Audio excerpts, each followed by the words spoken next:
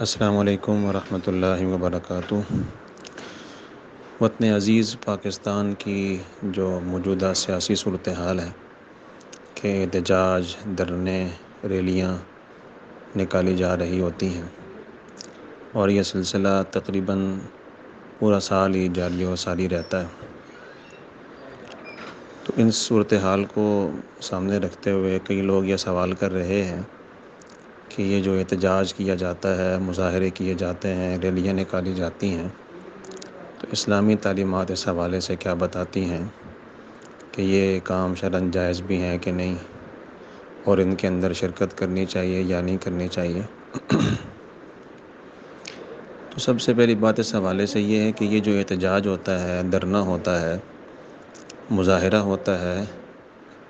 اس کی حقیقت یہ ہوتی ہے کہ لوگ اجتماعی شکل میں باہر نکلتے ہیں ایک رہنما کے ساتھ، اور باہر نکل کر اپنے فریق مخالف،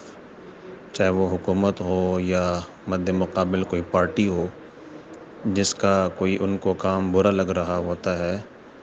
تو اس کے خلاف نکل کر جمع ہوتے ہیں اور اعلانیہ طور پر، برملا طور پر اس برے کام کے اوپر اپنا احتجاج ریکارڈ کرواتے ہیں اور اس کے ایکشن کے اوپر مذمت کرتے ہیں اور اپنا احتجاج ریکارڈ کرتے ہیں۔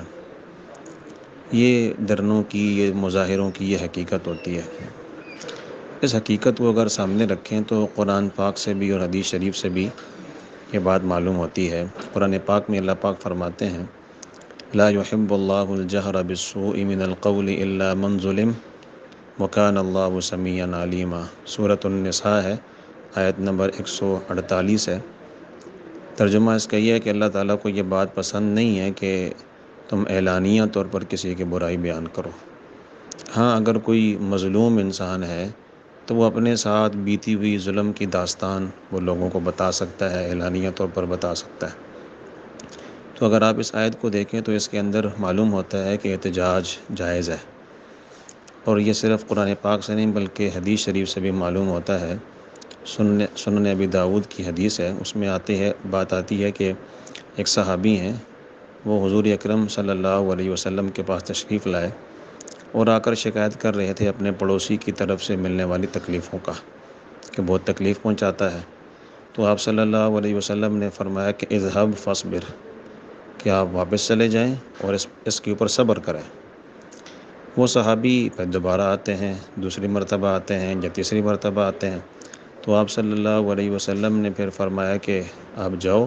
اور اپنا گھر کا جو سامان ہے اس کو نکال کر راستے پر ڈال دو۔ تو اس صحابی نے اپنا گھر کا سامان نکال کر راستے پہ ڈال دیا۔ اب جب راستے میں سامان پڑا ہوا دیکھا تو لوگ ادھر ادھر سے جو گزرنے والے تھے انہوں نے وجہ پوچھنے لگے،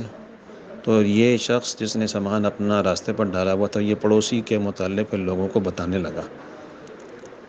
تو لوگوں کو جب یہ پتہ چلا کہ پڑوسی اس کو تکلیفیں پہنچاتا ہے، تو لوگوں نے اس پڑوسی کو برا بھلا کہنا شروع کر دیا،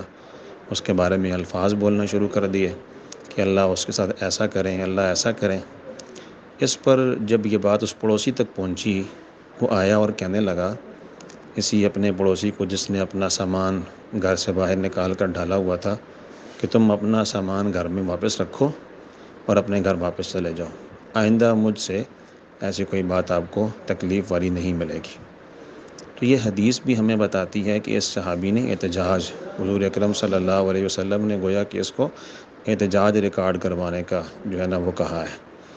قرآن پاک سے بھی معلوم ہوتی ہے اور یہ حدیث شریف سے بھی یہ بات معلوم ہوتی ہے،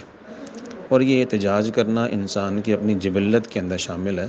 اور اس کا پیدائشی حق ہے۔ بچہ دنیا میں آتا ہے تو وہ احتجاج ہی کر رہا ہوتا ہے، جب تک بچہ روئے نہیں ماں اس کو دودھ ہی نہیں دیتی۔ تو ان تمام باتوں سے یہ بات معلوم ہوتی ہے کہ اگر جائز حق ہو تو اس کو منوانے کے لیے امت مسلمہ کے مفادات کی خاطر، اسلامی شعائر، ارکان اسلام کے دفاع کے لیے اور اپنے جائز مطالبات کے لیے اگر کوئی احتجاج کرتا ہے تو اس کی گنجائش ہے،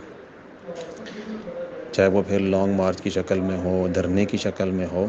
ایسا کرنے میں کوئی قباحت نہیں ہے۔ لیکن ساتھ ساتھ یہ بھی میں عرض کر دوں کہ بسا اوقات احتجاج اور مظاہرے یہ جائز ہی نہیں ہوتے، بلکہ بسا اوقات یہ واجب و ضروری ہو جاتے ہیں۔ غیرت اسلامی کا تقاضا بن جاتا ہے کہ جہاں کہیں بھی نظر آتا ہے کہ جو ہے وہ اسلامی شعائر کی بے حرمتی کی جا رہی ہے، ارکان اسلام کو جو ہے نا وہ پامال کیا جا رہا ہے،